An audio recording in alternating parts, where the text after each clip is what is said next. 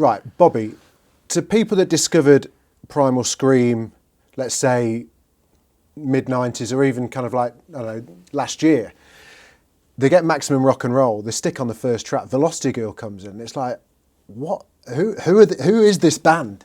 Because it's the journey that you guys have gone on over the past kind of like 30 years is pretty extraordinary. How does it feel when you listen to Velocity Girl now? I absolutely love it. Yeah, it's a tune and a half, but your roots were, because obviously you were Jesus and Mary Chain is part of your history and your heritage. Yes. But to go from something like Velocity Girl, which was very C86. Well, when we started the band, we were very influenced by the Byrds and Love, the band Love, especially the first Love album. It was very Arthur punky. Lee, yeah, Arthur Lee and Love. So they were like our kind of godhead bands, you know. And Jim, we had a guitar player. The guy that I started the band with was a guy called Jim Beattie, and Jim played 12-string guitar. And so the sound of the early band was the 12-string Rickenbacker guitar. Yeah. You know, and then Jim, we started in '84. First gig was like October the 12th, 1984. The venue in Glasgow, Sauchiehall Street. And Sauchiehall Street. Yeah, so my first gig for Primal Scream, I was singing and playing guitar, and then 10 minutes later I was playing drums for the Jesus and Mary Chain. So... And how old were you at this point? 22 or something like that. And the sound was obviously shaped by what was going on at the time. You know, I mean, that... No, when we were doing that Birdsey thing, it was were way you on before your own? everybody else, yeah. Yeah, everybody else came later, I think. You know, I think there wasn't a lot of that kind of thing around. I think that by 1986, the NME lumped a bunch of bands that were making independent singles together and called it C86. And I think they had a week of gigs at the ICA, and we played one of the nights. And that was a real boom. Was that a real boom? It was amazing because the Velocity Girl was actually a B-side of a song called Crystal Crescent, but the NME picked up on it and John Peel played it, and they chose to use Velocity Girl as the first song on the C86 record or cassette. And back in those days, NME sold hundreds of thousands of copies. Yeah. And John Peel's kind of blessing was about as good as it got. Yeah, and he played it a lot. So it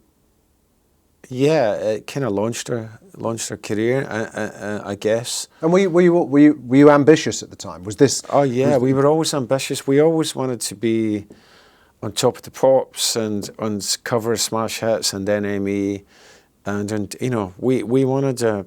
You were hungry for it. Well, we wanted to penetrate the culture. You know, we grew up with bands like The Clash, The Jam, The Sex Pistols, Ramones, and and Thin Lizzy, and we knew that TV was a powerful medium, and of communication, and the music papers were very, very important, and we wanted to reach as many people as possible. And was it quite a traditional setup at the time? You know, in terms of how you wrote, rehearsed, and gigged. Was it quite a straightforward kind of band setup? Jim and I would write the songs. I would mess about with chord structures and write melodies, and Jim would, play these 12-string riffs, or else Jim would get a 12-string riff, and I'd start singing a melody over the riff, and we wrote a lot of songs. Yeah. And then we would show them to the band, and Robert Young was playing bass at this time, Throb. He had a very highly melodic bass style. Incredible player, and we always had shifting rhythm guitar players. We had quite a few. Yeah, we'll talk about the ever-changing Primal Scream lineup in a bit. But and then we had the drummer But actually, what happened was, Jesus and Mary Chain, when we first met them, said we let's do a gig together, But we didn't have a band at that point. It was only three of us. Right. And then we managed to get a drummer, and I actually, the original band was me on rhythm guitar and vocals. Right. Jim Beattie, a 12-string, Robert Young on bass. We had a guy called Martin St. John playing tambourine. He was kind of like a Bez type character. Imagine your Ron Roll being tambourine. It's yeah, that's it. And I had a guy called Thomas McGurk on drums. And so we put that band together to play the gig at the venue with the Mary Chain. And how did you go down? It was great. I think we opened the set with Nobody's Scared by Subway Sect. Wow. We played like 6 songs. I think we only had 6 songs. But it was a good gig. And, you know, we think that time moves fast now, but time in Primal Scream is almost like dog years. It's kind of like it moves kind of like so quickly because within 2 years, you know, pretty much, we've gone from Velocity Girl to Loaded, which is what I want to talk about next, which when you play the 2 records next to each other, as we're about to, it's the metamorphosis was just incredible. Can you talk to us a bit about, obviously, DJ culture had come along in the interim, and talk to me about how Andy Weatherall came into your lives. I just seen on Instagram there this kid who's Danny Oldman. He's a big fan of Primal Scream. He stuck up this cutting from the NME that said says sex, lies, and gaffer tape, and it's the reviews by a guy called Audrey Witherspoon, and it was it's Exeter University, I think 1989, summer of 1989. Audrey Witherspoon is Andy Weatherall. It was a kind of pen name, and he was commissioned by forget my head. Where, at the NME? Yeah, Helen Mead at the NME was the live editor, and we had Jeff Barrett of Heavenly Records was doing our press, and between the two of them, they concocted this idea that Primal Scream couldn't get any press on their second album. Nobody liked the record or liked us, and except Andy Weatherall. Wow. Because Andy Weatherall wrote for Boys Own magazine, and which was a club culture magazine. Mm-hmm. But guys like Terry Farley, Weatherall, they would, write about the scene, the London scene, and but Jeff Barrett alerted us to the fact that he said, this Andy Weatherall, this acid house DJ, has said that his favourite songs of the summer are the ballads in the second Primal Scream album. Wow. And we were like, whoa, we got to meet this guy. So we went to a few parties where Andy was DJing and chatted to him and stuff. And were you kind of ingratiated into that culture anyway? Yeah. Well, Alan McGee and Jeff Barrett, they were going to the Hacienda. They were going to clubs like Future down here in London, and were people actively trying to find that fusion of the two? No. What happened was we had friends that like McGee and Barrett that were going to the clubs and buying the records and like taking ecstasy, but like they were evangelical about the drug and the music and the club scene, and they were telling us all about it, and somehow McGee lured us in. And then I guess you found yourself with this phenomenon on your hands, and out of that Screamadelica came out of Loaded. Was that fair to say? Yeah. Loaded was a big hit record, and Alan McGee put us in a kind of living wage, or make more. Yeah, you got to make more songs because you're a hit band, and we built a little studio in Hackney, in Tudor Road in Hackney. Andrew and us bought a Akai S1000 sampler, and we got a keyboard and some synths, and we started writing songs. And the next song was come together, but in our minds, in our heads, we were like, oh, we need another hit song. Was that tricky, kind of feeling as though you had to write on order? No, it was, I'd waited for that moment all my life. I was just like, here we go. Because I knew that we had the talent, you know, and the drive between the lot of us. And it was amazing. It was like, I felt like, I always liked the brow building type of songwriting, like you know, Carole King and Jerry Goffin, you know, that was their job. They had to go and write hit songs. Yeah. Or the guys at Stax or Motown, Holland Dorsey Hall, and I was like, man, we could be like those factory. guys. We could be a factory. Yeah, that was my ambition, you know. And what was it like writing with the new technology? You know, I mean, Akai samplers now. I mean, you know, now people would look at that and go, "How the hell would you write with just 2 seconds a sample or one or whatever it was at the time?" But back in the day, it was just like opening the floodgates. It was suddenly. It's like Andrew Innes always says. Suddenly, you could have, you know, you could have the strings of an orchestra. You could have James Brown's funky drummer. You know, you could start making kind of dream records, because obviously, before samplers, you were limited due to your recording budget. You might think, oh, I'd love to hear a gospel choir in this song or strings in this song, but it was hard to afford to be able to do that. Yeah. And suddenly we did have the budget, but we also had the technology and the courage to try these experiments through, you know, listening to like acid house records and also a lot of the early rap records. Yeah. And obviously things like Public Enemy, the Bomb Squad, their productions. So it meant that we moved from being this high energy rock and roll guitar band to being kind of, it was kind of like art rock in a way, because things became a little bit more, we could be abstract. And we moved from writing songs on, you know, Les Pauls cranked through Marshall Stacks to using a lot of major seventh chords and keyboards and writing kind of gentler songs and making them very melodic and, you know, using really cool beats and also sampling, you know, weird records and having fun looping up sounds and, hey, that's amazing, you know. Well, it was kind of like psychedelia. Well, come together. We're going to listen to that right now. Was I guess a natural progression and actually quite I guess an important moment for your sound as Primal Scream, because it's the first time that we'd really heard kind of gospel. That's right. Which has kind of become a bit of a heartbeat for you guys. Over It was. years. Yeah, we loved records with gospel singers, and you know, we loved, you know, black soul music, American soul music, and we wanted to get a big sound, you know, and like you know, even like a big record for us was Elvis in Memphis.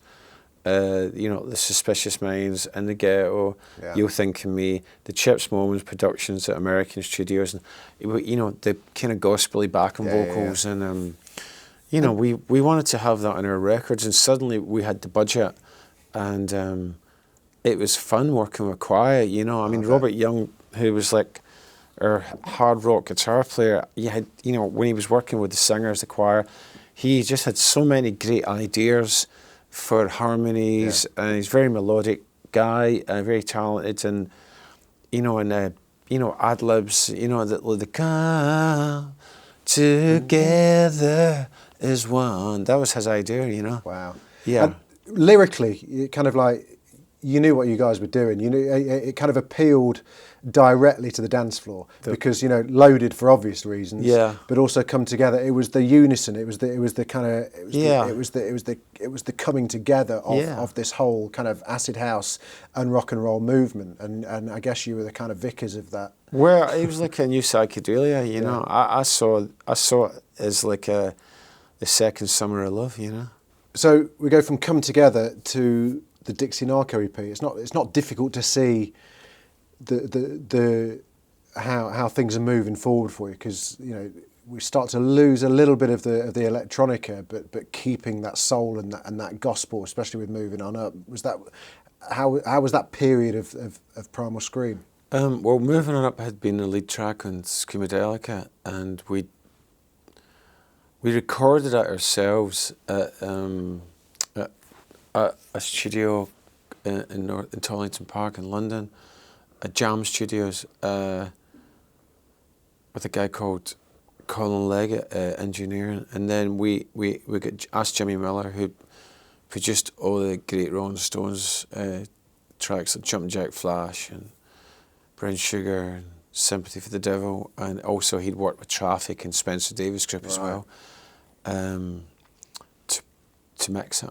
And it turned out it was incredible, and we wanted to release that as a single, but we had the idea, we wanted to make an EP of new songs that hadn't been on Screamadelica. Right, okay. So we went to Memphis, Tennessee, and we went to Ardent Studios, where Big Star made all of the records, and we were big Alex Chilton fans. So that was November '91, and we went with Andy Weatherall and Hugo Nicholson, who had produced most of Screamadelica, and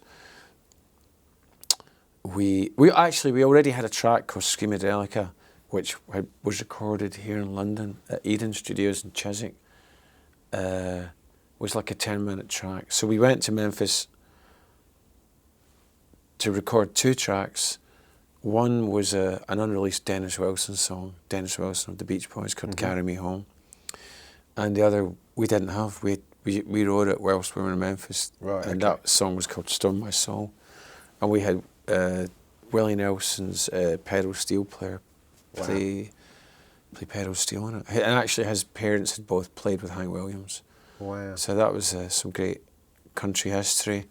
And we just jammed it and made up this spacey version of Carry Me Home. Same thing, we went to Memphis. We didn't know how we were going to record that, or we had no arrangement. Right. It was just, okay, we're going to just make it up in the studio and see where it takes us. So it was a very special time. We had a great time, and everybody was high not high, but everybody was really riding confident. a wave. Yeah. Well, yeah, because of Screamadelica, the success of Screamadelica, and I think we'd done a British tour, and we'd done a Japanese tour. So then we went to Memphis, and we made Dixie Narco EP, and we met William Eggleston, the photographer, whilst we were there, and met Jim Dickinson, who produced the third Big Star album, Sister Lovers, and played with Bob Dylan. He's played with the Stones and Ry Cooder. What's it like working with people that you've kind of like grown up admiring? Is it, they say never meet your heroes. Oh no, I think you should always meet your heroes. I think because you should always praise your heroes, show them love whilst they're still alive, and because a lot of our heroes are cult. They're people that nobody gives a shit about, apart from a few fanatics like us. And, I think you should always tell people that their work has been important to you. Yeah. I think as an artist, it's not even like an ego thing. It's like, it's lovely if, another artist says, I really love this record you made, or I saw you play this concert and it was really fantastic. And it's kind of nice, amongst artists to get that kind of validation, but also that, it shouldn't really be a competition. You should be hopefully encouraging each other to make better work, So, well, listening to another band's great record just makes you want to make another great record. Totally, or going to see a band play a live gig that's amazing. You think, I want to get up there and do it myself. Yeah. Well, I saw you. I saw Nick Cave at the O2 last year, or was it the year before? Yeah. And in the encore, he climbed up into the audience and found you stood next to him, and you ended up singing the encore for Nick Cave's Bad Seeds. That must have been brilliant. It was crazy. Pushed the sky away. Yeah. Nick was walking right behind where I was sat, and I pulled his flares, and I went, Nick, and he went, Bobby. It was like, and he went, Bobby Gillespie, ladies and gentlemen. And I handed you the mic. You were like, oh, here we go. Put his arm around me. He sang the song, and then he sang the verse, the third verse. Some people say it's only rock and roll. Oh, but it gets you right down to your soul. And then he passed me the mic. I didn't expect it. And I sang the chorus. It was great. Real kind of spontaneous moment. And the ability, both you and him, to make the O2 feel like the Kentish Town Forum. Was, you know what I mean? Because it's such a big, soulless kind of place. In that moment, it just felt really intimate. Nick was great that night. He was out in the audience, and it was a great gig. Band played great. Yeah, it was a great concert. Some bands are never lucky enough to have kind of one stab at an anthem. Others kind of like, if they do get one, it's usually a bit, that's it. There's your bit. Be grateful and off you pop. Not many bands can go from having something like Loaded and come together in Screamadelica and kind of and symbolise that era, and then a couple of years later just decide to do it all again. So we go from Screamadelica to Rocks, which, you know, for people of a certain age at uni or kind of like growing up at that time, kind of epitomised everything about that year or that era. That it was, everything was pushed up to the max. It was whatever you were taking, whatever you were listening to, what you were wearing, who you were sleeping with. It was, all bets were off. And I remember, was it Select you guys were on the cover of with Kylie? Oh yeah, that was a couple of years before. Was that a couple of years before? But it was we were kind of, you were on the way. So yeah. What triggered in your minds and in the band, what changed in Primal Scream to go from something I guess as kind of soulful as, not that Rocks isn't soulful, but from the Dixie Narco LP to Give Out But Don't Give Up? Quite simple. We had toured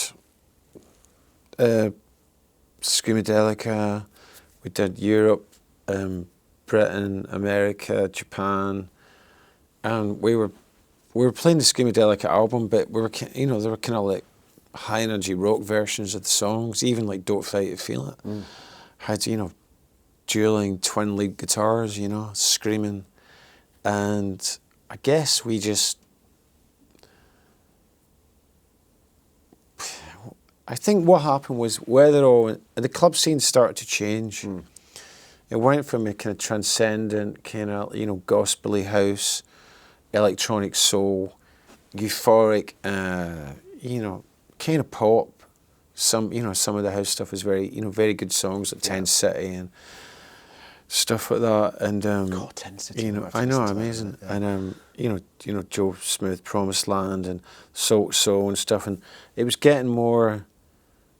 Even Alice in Limerick, you know, where the love lies and stuff like that. You know, like pop soul and electronic pop soul, but it started to get a bit more darker.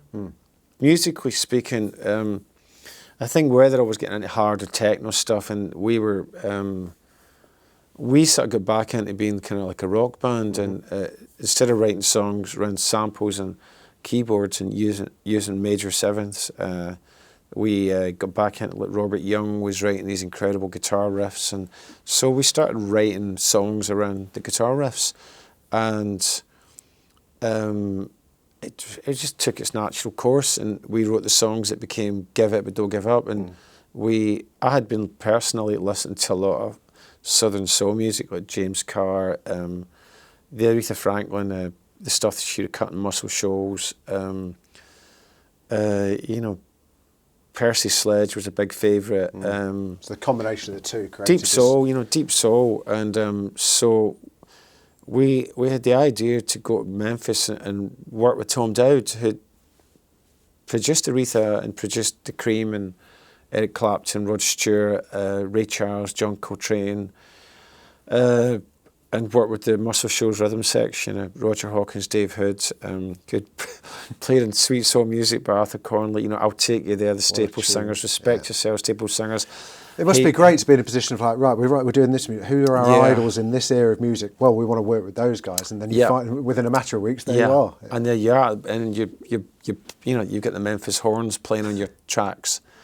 Quite amazing. I bet it was. It was quite an amazing time, really, looking back on it. And so there we were, back in Ardent Studios in Memphis, Tennessee, and we cut the Don't Give Up album there. Primal Scream's got many faces, you know, in terms of, you know, you can turn your hand to most things. One of my favourite kind of parts of Primal Scream is when you start showing your heart, Bobby, and when you know you guys can really nail a ballad like no other band. Talk me through Star from Vanishing Point. Star, the lyrics. My dad's a trade union. Well, he's retired now, but he was a trade union. He was a general secretary for the Society of Graphical and Allied Trades in the west of Scotland. Wow. So he was a trade union activist, you know, late in the labour movement, and he kind of brought us up to be a socialist, and so I wanted to write a song about people who devote their lives to, I guess, a class struggle or, you know, any kind of like progressive struggle, whether it be, you know, gay rights, women's or feminist rights, you know, the drive of advancement those of people coloured is pretty people, something, isn't it? Yeah. Racial issues. I just, you know, I always wanted to write a kind of like, you know, I love Get Up, Stand Up by the Wailers. I love Peter Tosh's Equal Rights and Justice. I love those kind of conscious, political.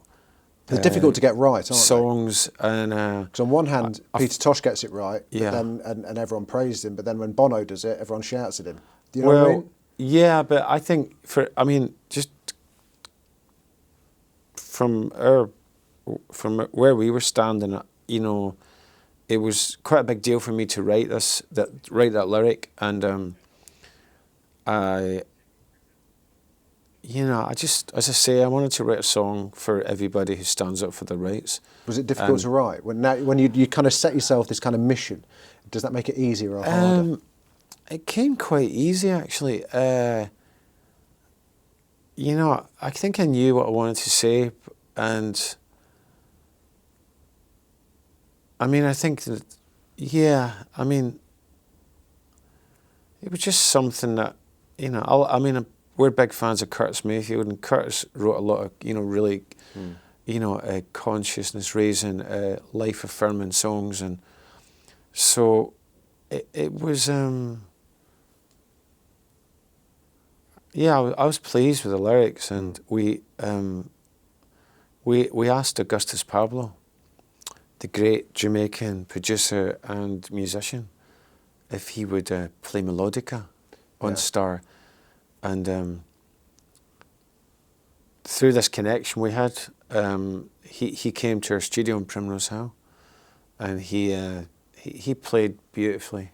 I mean, it was like one of the best things that I've ever witnessed, and it was Andrew Innes engineered it. It was just Andrew and myself and Pablo, and it was a very, very special moment. I still can't believe that actually happened. When I hear the song, I think, how did that happen? Yeah. You know, I was listening to East of the River Nile and King Tubby Meets the Rockers Uptown, you know, for years, and suddenly the man is in our studio, and he's gracing us with his presence and his genius, and it was, I think he dug the song, you know. Yeah. I was in a film about Klaus Dinger, the drummer in Neu, and the guy, the brains behind La Düsseldorf, the German krautrock band from the 70s, and the guy Jacob Frozen, who made that film, he took me to interviews by this journalist in Stockholm. Anyway, the journalist said to me that he'd interviewed Augustus Pablo in the 90s and asked him Primal Scream. And Pablo says very, very nice words about us, you know. Yeah, I was like touched. Wow. That was this year I found that I'm like, oh my God, it's amazing. Well, we also had the Memphis horns on that as well. Of course. Well, why not? I mean, if you've got because we got a call. It was the summer of 1996, and we had a studio in Primrose Hill, and we got a call one day from Creation Records, and they said, "Listen, Wayne Jackson from the Memphis Horns says he's in London. Did the Primal Scream need any horns on anything?" And Andrew and I looked at each other, and we were thinking, "What Star?" You know. And so we had Memphis meets Kingston, Uptown, and Primrose Hill. And then from Star, we do another almost 180, and this is where I wanted to kind of bring in the ever-changing lineup of Primal Scream. Obviously, yourself and a fair few have been there pretty much throughout, but you have enjoyed the luxury of as your sound has changed, you've been so has the lineup too. And at this point, when we move into Exterminator, Manny appeared on the horizon like a gift from the gods, to a real shot in the arm. Tell me about how that union came about, because he was kind of pretty paramount to how your sound developed then. Well, Stone Roses, I first met Manny in the Hacienda, I think in 1989, and he's telling me how much he loved Ivy, Ivy, Ivy, the single we had up back then, and you know, he was a fan of Primal Scream, and that meant a lot to me because, you know, and we weren't a big band at that point, and the Stone Roses were in the ascendancy, and he was, you know, real friendly, real nice. He's a really nice bloke. He's a great guy, right? And it was great, you know, and I had a great time up there, and so yeah, and then the fast forward to I think mid-90s, and the Stone Roses are touring their second album, and I went to see them play in Brighton Centre, and hung out with Manny after the show, and, you know, went to the Escape Club, and, you know, had a drink and everything. So he called me the next afternoon and said, "Hey, do you want to come for a drink? You know, the band have gone to the band have left this morning, but I'm hanging out here with the crew." Okay. So I went to this pub near the seafront, and I had a drink, and eventually one thing led to another, and I got kidnapped. And Manny kidnapped me and took me on the Stone Roses crew bus. Didn't know where I was going, but I woke up in a hotel room, and I didn't know where I was. And it was Newport. So I was in Newport with the Stone Roses, but on the journey on the way up, Manny said to me, "I don't know a musician that wouldn't love to be in Primal Scream."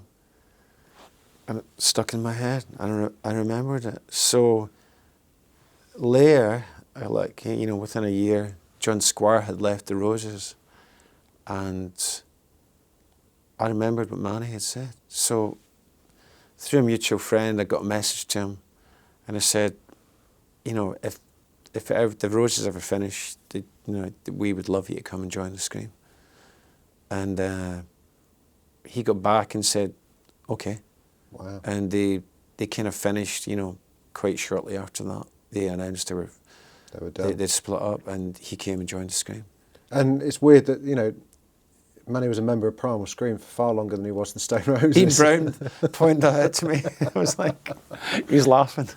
And what it did, you know, certainly when Exterminator came out, again, a brand new, all singing, all dancing Primal Scream kind of felt very, again, it was that mix of guitars and technology, but done in a very different way. You had Manny kind of really kind of driving the kind of rhythm forward, and it was dance music, but didn't sound particularly happy.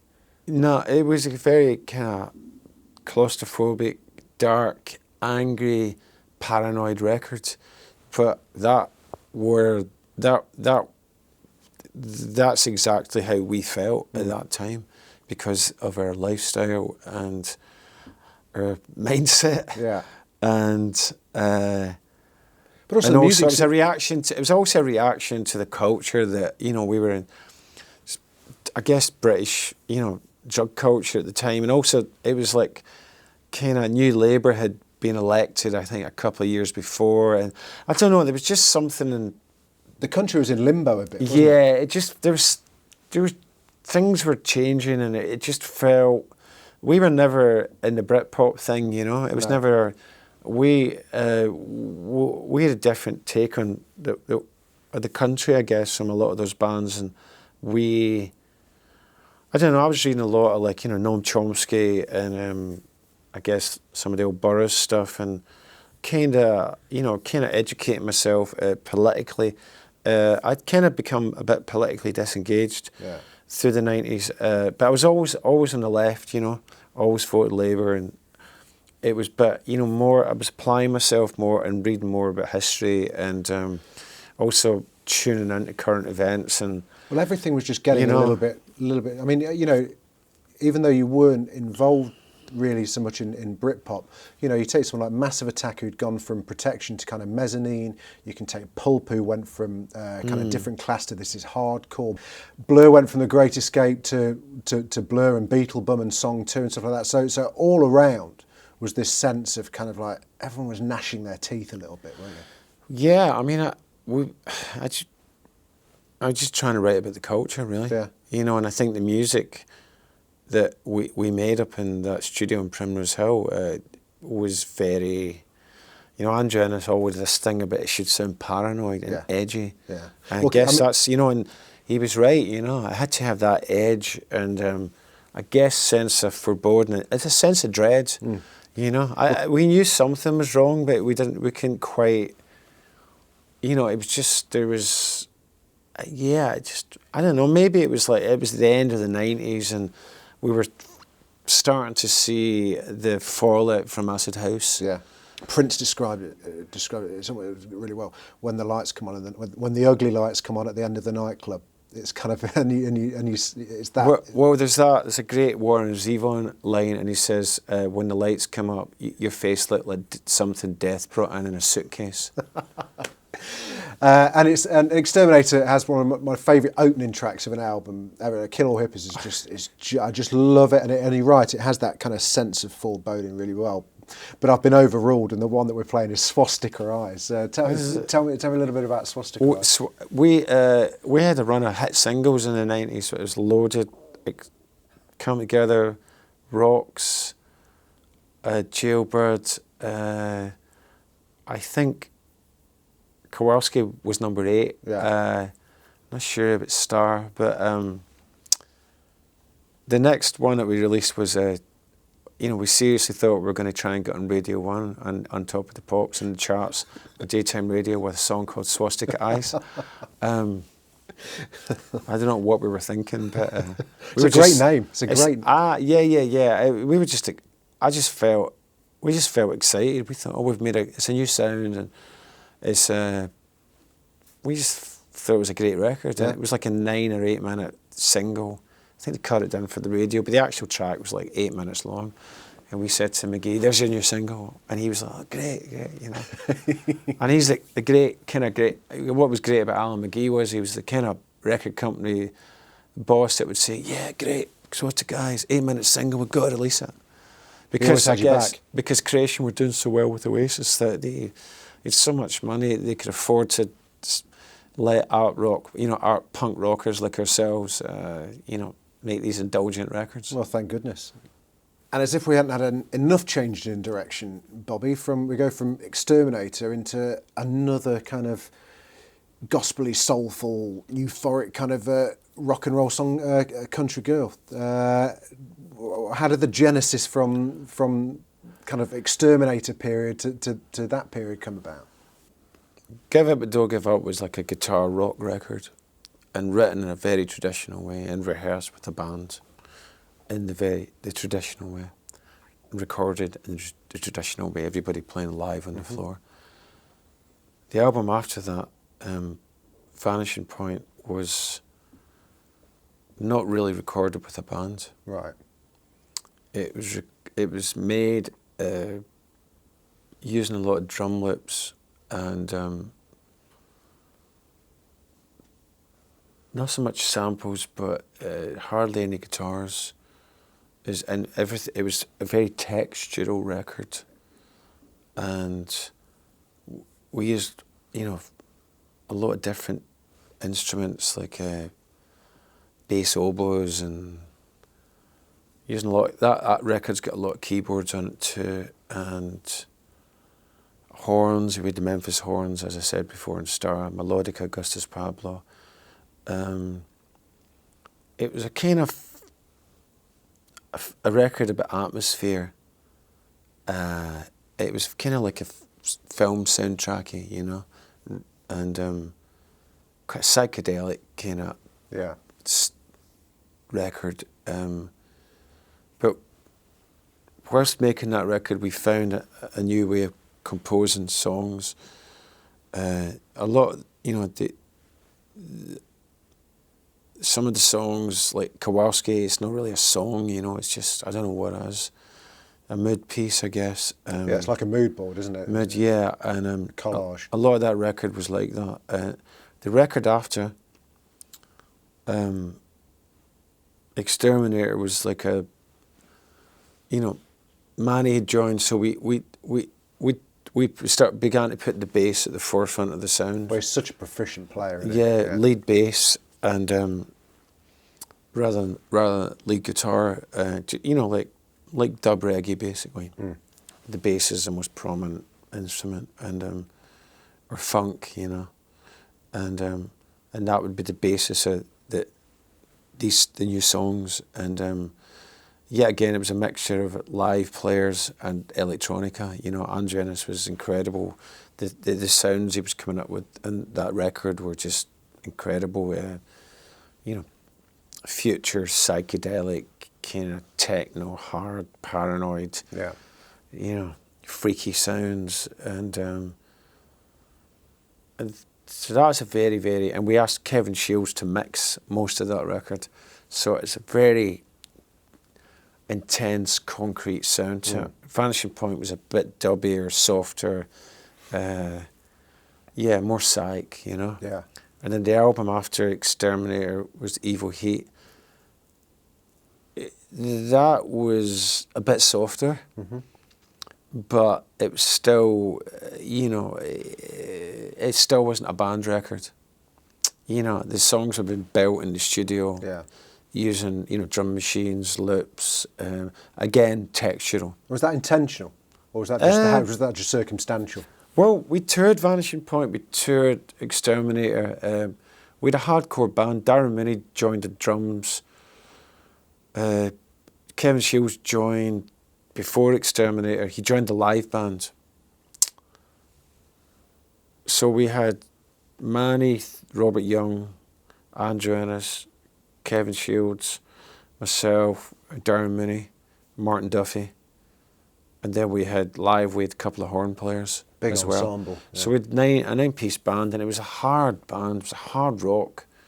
3 guitars, you know, 3 incredible guitarists, Manny, Darren. It was like a hard rock band. It's like pure hate, actually. And Vanishing Point was made between 98 and 99. We toured it throughout 2000. And I think towards the end of 2000, between tours, we started writing Evil Heat. Right. And then I guess we wrote and recorded that through 2001. And then it was released, I think, 2002. But I think Andrew Ennis had a child, Robert Young had a child. Myself had fallen in love with my wife, Katie, and she was pregnant. So Kevin Shields, he said to me, "Oh, you can tell you've began to have children, you know." And I go, "What do you mean?" He goes, "No, you can tell." I've still got it. He goes, "Yeah." He's like, you can hear in the sound of the new songs, you know. And so that there was. It's impossible not to be changed by those things. Though. Well, no, but I think what it was as well. I think we'd taken the Exterminator sound. We couldn't go any further with that sound, that hard, concrete, dense, paranoid, you know, angry sound. Yeah. But also, you know, Country Girl arrived, and what a chorus! You know, it was just. Yeah. You know, well, also, anyway, it's a long. Sorry about the long. No, don't be daft. No, it's interesting. Man. Answer, but by the time we started writing the album, the Right Side Blues record, Andrew Ennis had come back to just playing kind of bluesy rockabilly guitar riffs, and you know, we less of the electronic stuff, and so a lot of the songs are written around those Andrew's riffs. You know, I'd write a song on top of the riff. So Country Girl came out of that, you know, and Andrew's suggestion to get Martin Duffy to play harmonium on it. Wow. On Country Girl. Yeah. And I think there may even be a banjo in there as well. Why not? I know. Why the hell not? I think, so in a way, I guess, a reaction to what had gone before. But I think we just couldn't take the electronic thing any further. Yeah. At that point, it was like, well, we've taken this sound, this is it, you know. And you found yourself with another huge hit as well. I mean, it's and it's a well-crafted, well-written song. Yeah. We're very proud of Country Girl. We love it. And we're kind of almost bang up to date. Chaosmosis came out along with the rebirth of Virgin Radio. I remember kind of it being, the opening single and that being on the playlist, and it was kind of like, felt like, wow, and it kind of almost a merge of all of the faces that you'd worn previously. In a sense, there's the rock and roll songs. There's technology in there. There's all sorts going on there, and I guess kind of reflected in the name. Where are Primal Scream now? We're going to listen to 100% or Nothing in a second. Well, we've left. That was a done, few years that ago. was ages ago. Yeah, that's done. We've moved on. We're yeah. somewhere else now. We've got Weatherall's back. No. We recorded a new album last year, but I don't think it's not going to be Primal Scream. Right, as you said, Bobby, you're on the eve of yet another tour promoting Maximum Rock and Roll, which is.